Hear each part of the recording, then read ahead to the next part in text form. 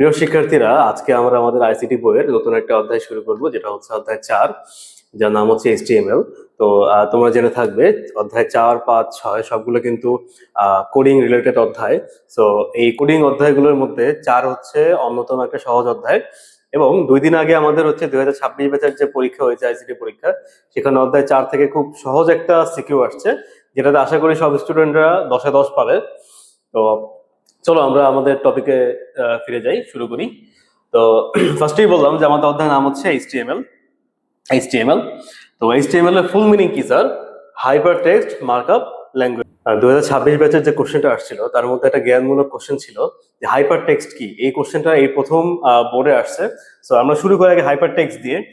Hyper text হচ্ছে এমন একটা অবস্থা বা এমন এক ধরনের টেক্সট যার মাধ্যমে হচ্ছে কোনো লিঙ্ককে প্রকাশ করা হয় এবং কোনো লিঙ্ক ওয়েবসাইটের সঙ্গে সংযুক্ত করা হয়, যার ফলে হচ্ছে সরাসরি ওই লিঙ্কটাকে ভিজিট করা যায়, যেটাকে আমরা হচ্ছে হাইপার লিঙ্ক বলে থাকি। ওকে, তাহলে হচ্ছে এখন হাইপার টেক্সট আমরা জানলাম। এখন আসলে mark up language. Mark up কি জিনিস? মার্ক আপ মূলত হচ্ছে এক ধরনের ডিজাইন যার মাধ্যমে কোনো একটা টেক্সট বা অডিও ভিডিওকে এমন ভাবে ওয়েবসাইটের সঙ্গে সংযুক্ত করা হয় যেন তাকে আর আলাদাভাবে প্রকাশ করতে না হয়। ঠিক আছে, আর ল্যাঙ্গুয়েজ মানে ভাষা, এটা আমরা হচ্ছে অলরেডি জানি। এখন স্যার, এই হাইপার টেক্সট মার্কআপ ল্যাঙ্গুয়েজ বা এইচটিএমএলটা হচ্ছে আবিষ্কারক কে? এইচটিএমএল এর আবিষ্কারক হচ্ছে টিম বার্নার্স-লি। টিম বার্নার্স-লি উনি হচ্ছে 1989 সালে এই প্রথম এইচটিএমএলটাকে হচ্ছে বা এইচটিএমএল এর ধারণার প্রবর্তন করেন এবং 1991 সালে সে এটাকে প্রকাশ করে। ঠিক আছে, সে ধারণা প্রবর্তন করে হচ্ছে 1989 সালে, এবং 1991 সালে সে এইটাকে হচ্ছে প্রথম প্রকাশ করে, এবং এই 1991 সালেই সে হচ্ছে প্রথম একটা ওয়েবসাইট তৈরি করে। ঠিক আছে, প্রথম একটা ওয়েবসাইট তৈরি করে সবার সামনে এটাকে প্রকাশ। আমরা মূলত এইচটিএমএল দিয়ে আসলে কি করে থাকি?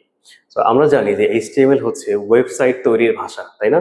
এখন এই ওয়েবসাইট আমরা যখন বলবো, ধরো তুমি ফেসবুক ইউজ করতেছো, ফেসবুকে কিন্তু অনেকগুলো স্যার পেজ আছে, তাই না? একটা ধরো যে হোম পেজ, মেসেজের পেজ বা ইনবক্সের পেজ, তারপর গ্রুপসের পেজ, সেটিংস এর পেজ, তাই না? তো এই যে অংশগুলো আমরা কিন্তু সবগুলোকে একত্রিত করে কিন্তু স্যার আমরা কিন্তু এটাকে ওয়েবসাইট বলছি। কিন্তু যখন আমরা হচ্ছে কোনো একটা নির্দিষ্ট অংশকে বোঝাচ্ছি, যেমন ধরো হচ্ছে মেসেজ, তো মেসেজে যে পেজ থাকবে স্যার, এটা কিন্তু আমরা শুধু মেসেজের পেজটাই কিন্তু আমরা আলাদাভাবে ওয়েবসাইট বলতে পারবো না, তাই না? তখন আমাদের কি বলতে হবে? এটাকে ওয়েব পেজ বলতে হবে। ঠিক প্রত্যেকটা আলাদা আলাদা পেজকে আমরা হচ্ছে ওয়েব পেজ বলে থাকি। ঠিক আছে, তো এখন এখানে দেখো যে ওয়েব পেজ হলো এক ধরনের ওয়েব বা ইলেকট্রনিক ডকুমেন্ট যা সাধারণত হাইপার টেক্সট মার্কআপ ল্যাঙ্গুয়েজ বা এইচটিএমএল এ লেখা হয়। ঠিক আছে, এবং বিভিন্ন দেশের সার্ভারে রাখা হয়। এখন স্যার আমরা বলতে শুধু কি এইচটিএমএল দিয়ে লেখা হয়? না স্যার, শুধুমাত্র এইচটিএমএল দিয়ে কিন্তু লেখা হয় না, অন্যান্য আরো অনেক ধরনের ডেভেলপমেন্টের ল্যাঙ্গুয়েজ আছে।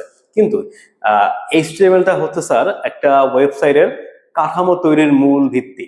ঠিক আছে, কাঠামো মানে কিরকম কাঠামো বলতে পারো, আমাদের যেমন দেহের স্কেলেটন আছে, কঙ্কালটা আছে, এটা যেমন হচ্ছে আমাদের দেহের ভারসাম্য রক্ষা করতেছে এবং কাঠামো তৈরি করতেছে, ঠিক ওয়েবসাইটের ক্ষেত্রে কিন্তু স্যার ঠিক একইভাবে এইচটিএমএলটা হচ্ছে ওয়েবসাইটের কাঠামোটাকে তৈরি করে। তো যে কোনো ওয়েবসাইট তৈরির ক্ষেত্রে আমাদের বেসিক ভাবে হচ্ছে এইচটিএমএলটা অবশ্যই অবশ্যই দরকার হয়। ঠিক আছে, এবং ওয়েবসাইটটাকে তৈরি করার পরে কিন্তু আমরা এটাকে একটা সার্ভারের মধ্যে রাখি। আমরা একটু পরের টপিকে কি বুঝবো যে সার্ভারটা আসলে কি জিনিস। আচ্ছা, এখন যে কোনো ইন্টারনেট ব্যবহারকারী ব্রাউজারের সাহায্যে ইউআরএল, স্যার ইউআরএল মানে কি? ইউআরএল মানে হচ্ছে ইউনিফর্ম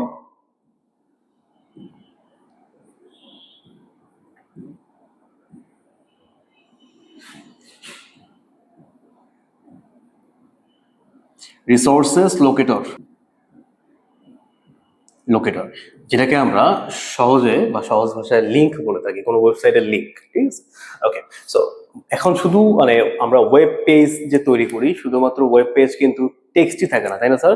বিভিন্ন ধরনের ছবি, ইমেজ, ভিডিওস বা অন্য অন্য জিনিসপত্র কিন্তু আমাদের থাকে। তো এখানে তাহলে একটি ওয়েব পেজে text, image, file, audio, video বা অ্যানিমেশন ইত্যাদি থাকতে পারে। ঠিক আছে, এই হচ্ছে আমাদের ওয়েব পেজ আসলে কি। ওকে, এখন আসো তাহলে ওয়েবসাইট কি স্যার? তো একটু আগে আমরা বলছি একটা ওয়েবসাইটের বিভিন্ন অংশকে আমরা আলাদাভাবে কি বলতে পারি? ওয়েব পেজ বলতে পারি, তাই না? এখন যখন আমরা একটা একাধিক বা একটা ওয়েব পেজকে একত্রিত করে যুক্ত করব, তখন আমরা তাকে কি বলতে পারবো স্যার? ওয়েবসাইট। ঠিক আছে, তাহলে এখানে একই ডোমেনের অধীনে, আচ্ছা ডোমেইন কি জিনিস? ডোমেইন হচ্ছে যেমন আমরা facebook.com বলি না,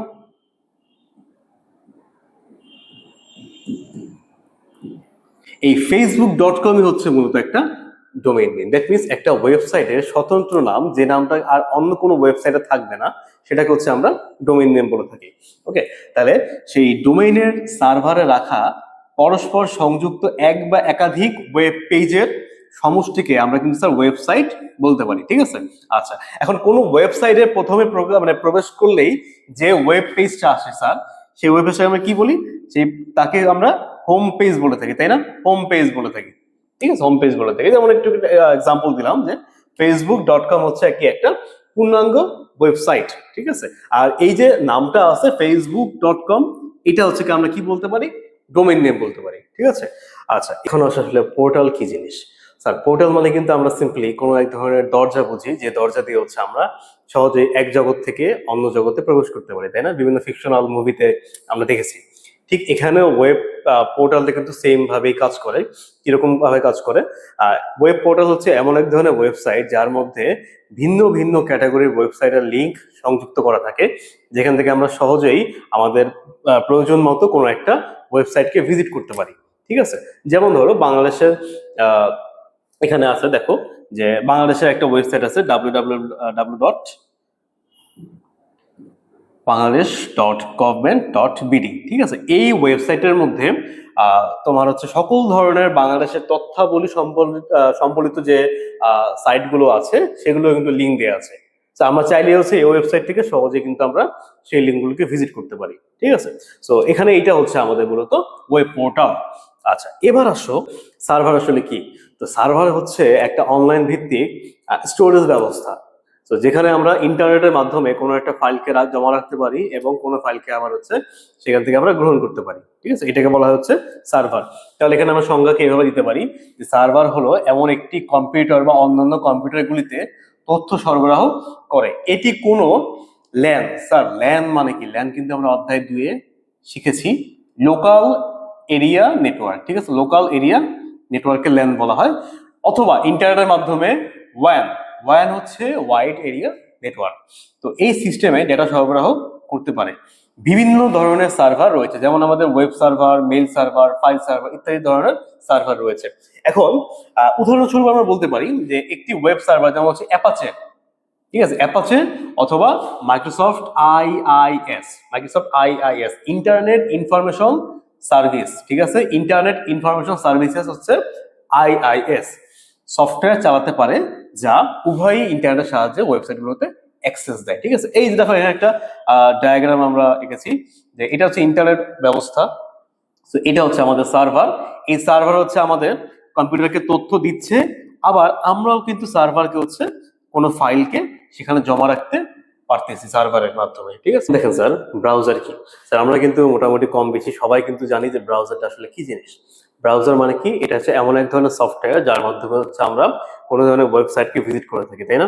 কোনো ওয়েবসাইটকে ভিজিট করতে হচ্ছে এটাকে আমাকে ব্যবহার করতে হয়। তাহলে যেই সফটওয়্যারের সাহায্যে পৃথিবীর বিভিন্ন দেশের সার্ভারে রাখা পরস্পর সংযুক্ত ওয়েব পেজগুলো ব্রাউজ করা যায় অথবা দেখা যায়, তাকে হচ্ছে আমরা বলতে পারি ওয়েব ব্রাউজার।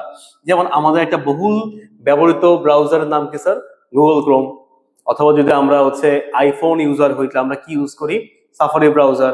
ঠিক আছে, এরকম অসংখ্য অসংখ্য ব্রাউজার কিন্তু আমাদের আছে।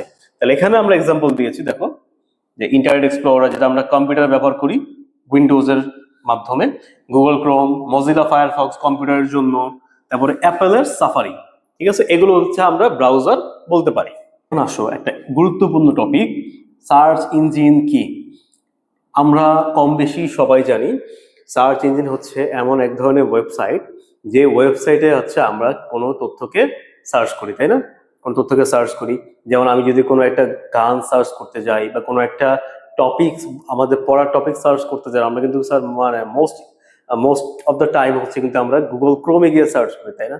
তো এখানে কিন্তু গুগল ক্রোম কিন্তু স্যার সার্চ ইঞ্জিন না, গুগল ক্রোম হচ্ছে একটা ব্রাউজার।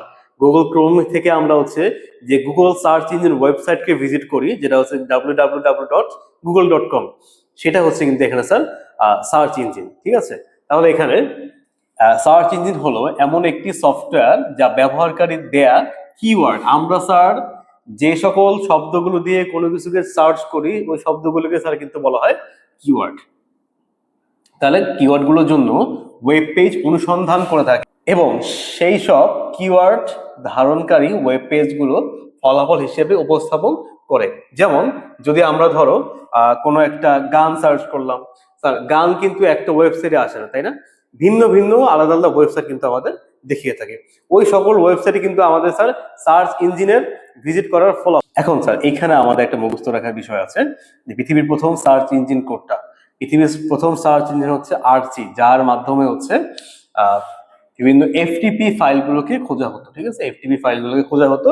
এবং পৃথিবীর প্রথম টেক্সট ভিত্তিক সার্চ ইঞ্জিন হচ্ছে ভেরোনিকা।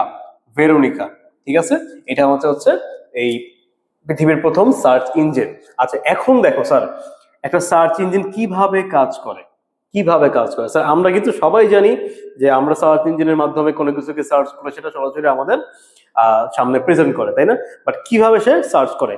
তো তার প্রথম একটা বৈশিষ্ট্য হচ্ছে যার মাধ্যমে সে কোনো তথ্যকে তার মধ্যে জমা রাখে এবং আমাদের সামনে প্রেজেন্ট করে, সেটা হচ্ছে web crawling. Web crawling sir, এখন বলতে পারো স্যার ওয়েব ক্রলিং কি জিনিস, এটা তো প্রথম শুনলাম, তাই না? ওয়েব ক্রলিং হচ্ছে এমন এক ধরনের স্পাইডার সফটওয়্যার।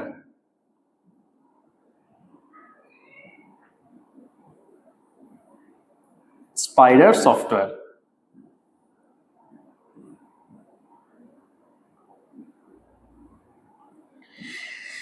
যেটা হচ্ছে পুরো ইন্টারনেটে ঘুরে ঘুরে কোনো একটা ওয়েবসাইট কোন কিওয়ার্ড দিয়ে সার্চ করা হলো, কতবার সার্চ করা হলো, এগুলোকে সব নিজের মধ্যে লিপিবদ্ধ করে রাখে। ঠিক আছে, যেটা আরেক নাম হচ্ছে রোবট ডট টিএক্সটি।